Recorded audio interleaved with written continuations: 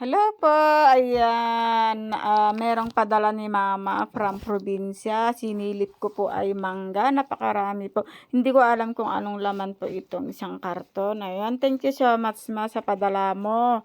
Yan, naiuwi ko na rin po dito sa bahay, excited na rin po siya ating magbukas, tignan niya daw kung merong chocolate, kasi diba?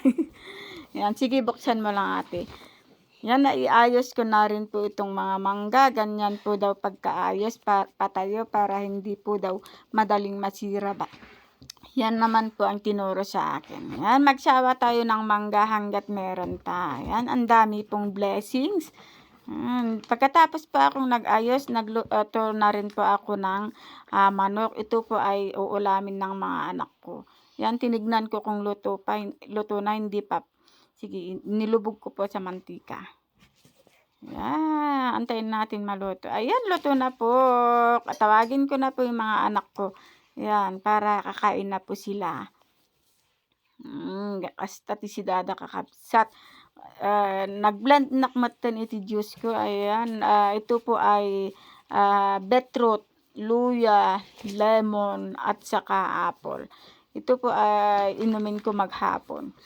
Yan, sanay na po kasi akong umiinom ng ganito, lalo't pag malamig. Yan, napakasarap po. Maraming benepisyo po ito. Yan, hindi po mawawala ang luya sa blend juice. Sanay na po kasi ako. Napakasarap. Yan, pagkatapos po, lumabas na rin po ako. Ayan, mukhang uulan na naman, madilim ang kalangitan. Yan. Napabili na rin po ako ng pako. Ito pa ay pinapabili sa akin. Kasi kailangan nila doon. Yan, dito na po tayo. Kailangan natin dahan-dahan, tapnahan tayo ang matadtad dito. Kasi maputik po. Yan, maraming bato. Yan, agyaman na klaunay kakabsat.